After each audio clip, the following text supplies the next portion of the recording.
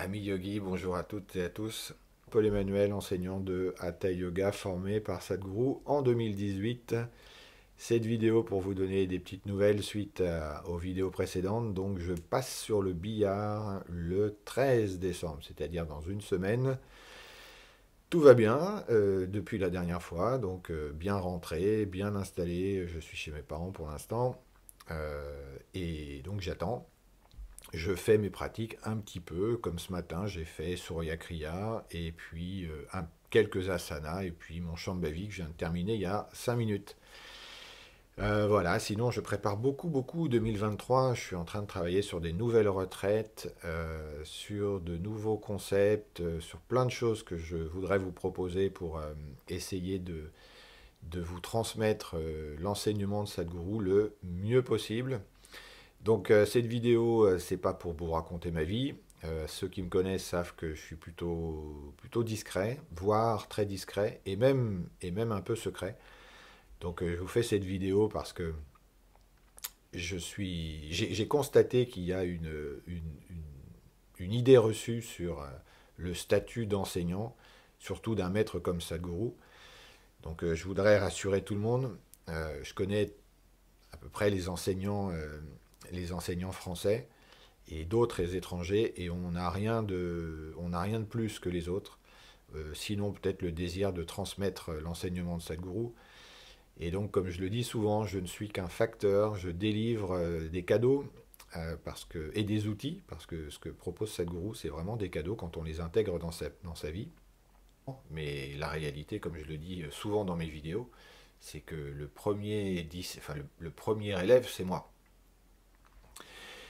Et en relation avec ce qui m'arrive, c'est peut-être intéressant de voir, on va dire, quelle application on peut faire de l'enseignement de Sadhguru dans sa vie. Donc une hernie inguinale, j'ai eu plein de témoignages, de commentaires sur les hernies inguinales. Alors vous pouvez aller voir sur Google, la hernie inguinale, c'est juste un, une- un petit filet, on va dire, de protection sous les abdos qui craque et qui laisse passer une petite partie de l'intestin, donc ça va créer une hernie. C'est juste un problème mécanique et qui arrive à un homme sur quatre.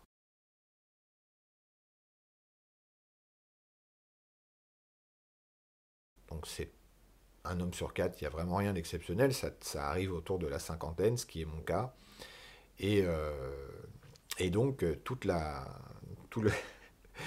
le sujet de la vidéo, alors je voudrais vraiment pas que ce soit polémique, je suis pas là pour juger et je suis pas là pour dire qu'il y en a qui ont raison et d'autres qui ont tort.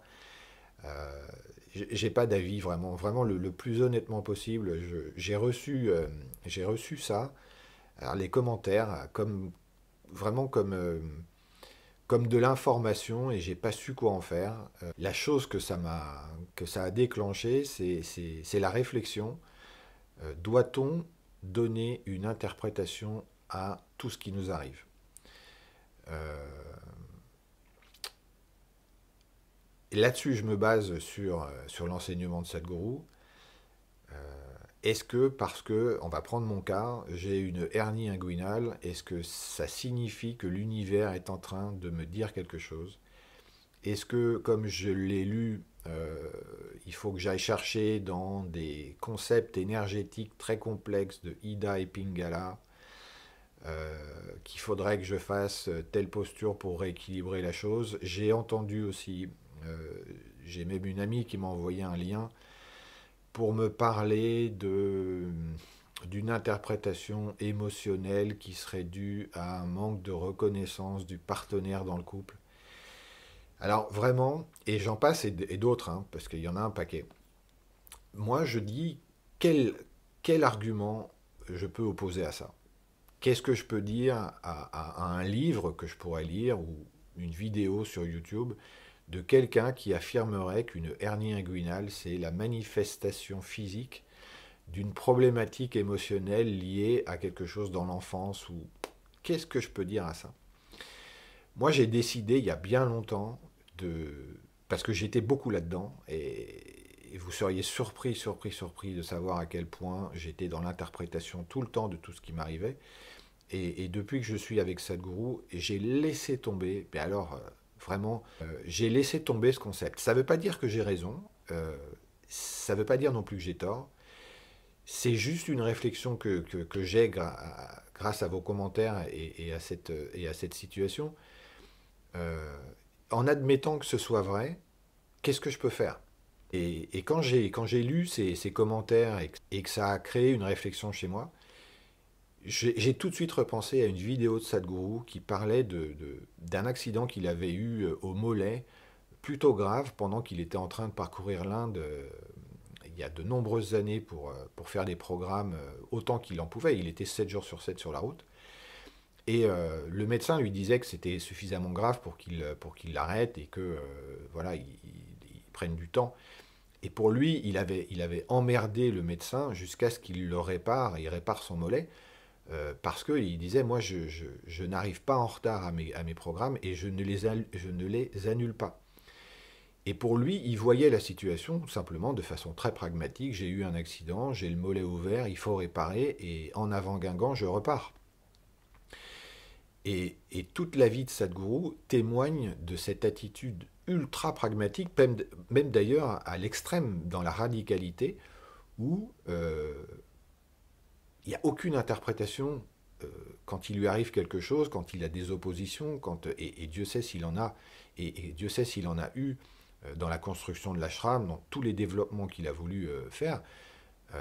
Il y a eu tellement d'obstacles et de situations, même d'ailleurs physiques. Hein. Il a eu quand il a créé le Dhyana Linga, je vous invite à regarder, à chercher les vidéos à ce sujet. Euh, enfin, oui, j'ai envie de dire 100% des gens auraient, si on avait eu la possibilité de créer un Dhyana Linga, on aurait tous abandonné. On aurait tous abandonné parce que les signes, si justement on rentre un peu dans l'interprétation, étaient tellement forts, les signes contraires étaient tellement forts qu'il aurait dû et il aurait pu arrêter. Et il ne l'a pas fait. Et cette histoire de mollet, c'est ça, c'est qu'en fait, une fois que son mollet était réparé, la seule chose qu'il avait envie, c'était remonter sur sa moto et puis continuer ses programmes.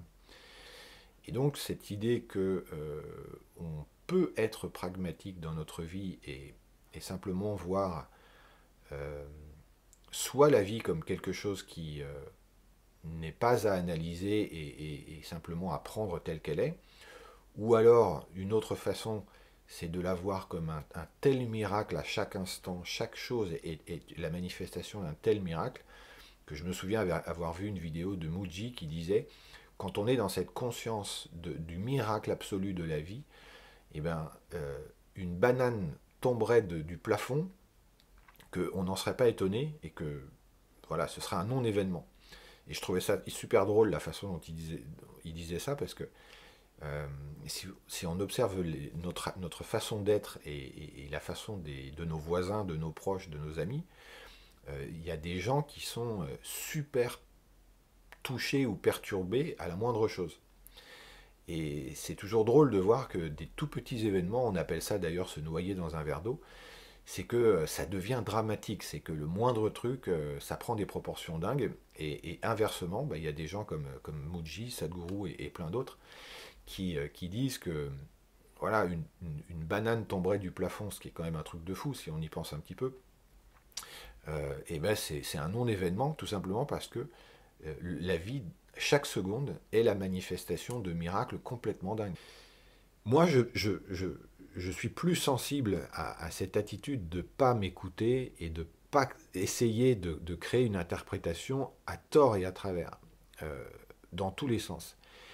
Ça ne veut pas dire encore une fois que j'ai raison, mais je trouve que c'est plus facile à vivre. Voilà, moi en fait, ce qui s'est passé, c'est que je me suis réveillé, j'ai fait mes pratiques, j'ai vu après mes pratiques que j'avais une petite bosse, c'est une hernie inguinale, ça nécessite une opération, je suis rentré en France, j'attends, voilà, je suis allé voir le chirurgien, il m'a proposé le 13 décembre, je me fais opérer et puis je sais que j'ai un mois de repos derrière et après je reprends mes activités. Et je vais utiliser ce temps-là le mieux possible pour essayer de préparer 2023 et voilà comment je vois les choses. Parce que si je me laisse aller, et encore une fois, c'est pas un jugement, dans l'interprétation que l'univers est en train de me faire un signe. Il va falloir que je comprenne ce signe-là. Alors il y en a qui disent, oui, t'as trop forcé, tu y vas trop fort, tu vois, l'univers est en train de te dire qu'il faut que tu ralentisses. C'est tout à fait contraire à la vie de Sadhguru, absolument. Moi je me souviens encore, Sadhguru ne cesse de dire, je préfère largement mourir d'avoir trop fait que pas assez. Parce que de toute façon, comme il le dit, on y va tous dans la tombe. Il n'y a pas d'exception. Ce qui fait que la question après, c'est est-ce que je me ménage et puis j'adapte ma vie en fonction de ce que je crois devoir faire en fonction des signes, de l'univers, de je ne sais pas trop quoi d'ailleurs, ou alors je fais en conscience ce que j'ai décidé de faire, et oui, peut-être qu'il y aura des conséquences comme des difficultés physiques. C'est vrai que quand on fait des pratiques 3 heures par jour, le corps est soumis à des tensions, c'est évident. Moi, je sais que j'ai souvent mal aux ligaments ou à certains tendons. Par contre, ça passe, ça va durer 2 3 mois, et puis bizarrement, ça va passer. Il le dit comme étant la manifestation justement du karma dans le corps. Mais pour autant, est-ce qu'il faut tout arrêter ou changer de direction ou se remettre en cause et se dire ah bah oui voilà là ça c'est un signe, il faut que je fasse différemment. Je ne pense pas. Vous pourrez me dire ce que vous en pensez dans les commentaires. Et encore une fois, c'est pas pour être en opposition. Vous n'avez pas besoin de me convaincre ou d'essayer de me dire ouais non non t'as tort. C'est le langage a un corps. Il est en train de te parler. Peut-être, peut-être, peut-être. Mais est-ce que je vais l'écouter? Ça c'est une chose. Et après, est-ce que l'interprétation est juste? Est-ce qu'on ne devrait pas être dans une grande prudence quand on est dans ces phénomènes d'interprétation, que l'univers nous envoie un signe, eh bien, quelle interprétation donner? Est-ce que j'ai raison? Est-ce que mon interprétation est juste? Est-ce que c'est parce que j'ai vu sur une vidéo YouTube que le fait d'avoir, comme Sadhguru, le mollet déchiré, le mollet représente dans la petite enfance l'appartenance à une... Enfin, est-ce que parce qu'il y a une vidéo YouTube ou un bouquin écrit par quelqu'un, est-ce que c'est la vérité? Et qu'est-ce que je fais de cette vérité? Est-ce que justement, ah bah oui, c'est un signe absolu, le mollet, et si Sadhguru s'était dit il y a 30 ans que l'univers lui envoyait un signe comme quoi il faut qu'il arrête et qu'il fasse autre chose, imaginez ce qu'on aurait perdu. Donc voilà, c'est plus une réflexion qu'une affirmation. En tout cas, moi, dans ma vie, je le dis très clairement, j'ai laissé tomber les interprétations. Peut-être que j'ai tort, mais en tout cas, par le passé, j'étais dedans et elles ne m'ont jamais amené quoi que ce soit de positif. Aujourd'hui, bah, je constate, voilà, j'ai une hernie, je la répare et puis basta. Après, je continue ce que j'ai à faire. Je ne vois pas comment je pourrais faire autrement. Voilà, c'est en tout cas comme ça que je choisis de réagir. J'espère que vous appréciez toujours mes vidéos et si c'est le cas, eh bien, n'hésitez pas à vous abonner et à appuyer sur le pouce bleu. J'ai entendu dire que si on le disait, on pouvait avoir jusqu'à 30% de pouces bleus supplémentaires. Alors je fais cette expérience parce que très entre nous, le fait de vous demander d'appuyer sur le pouce bleu, on va voir si ça fonctionne. En réalité, très sincèrement, je m'en fiche un peu. Parce que je ne fais pas ça pour avoir 100 000 abonnés. Je fais ça parce que vous le savez bien. J'aime transmettre ce que Sadhguru propose et je suis un passionné de son enseignement appliqué à ma vie du matin au soir, 24 heures sur 24. Je suis toujours en connexion avec son enseignement, mais en aucun cas je suis là pour donner des leçons et être pris en exemple de quoi que ce soit. Même quand je dors toutes les nuits en ce moment, je me réveille à 3 heures, 4 heures, 5 heures, et je passe du temps en méditation, en contemplation, en réflexion sur son enseignement. Simplement une phrase, une vidéo, une citation peut me laisser 1 heure, 2 heures en contemplation. Celle que je trouve très adaptée à cette vidéo, c'est ce qu'il dit très souvent, c'est si seulement les êtres humains pouvaient être capables de dire Ce que je sais, et ce que je ne sais pas, je ne le sais pas. On n'en serait pas là où on en est. Je suis vraiment dans cette acceptation que je ne sais rien du tout. Ce qui m'est arrivé, ce qui m'arrive en ce moment, ça m'arrive. euh, ça va pas plus loin que le simple événement. Je m'arrête là, quoi. Donc, je ne sais pas. Je vous souhaite une excellente journée. J'espère que les préparations de Noël se passent bien. Et puis que vous avez en préparation pour cette année 2023 plein de désirs d'évolution intérieure et de croquer la vie à pleines dents. Je vous salue et je vous dis à très bientôt. Ciao, ciao.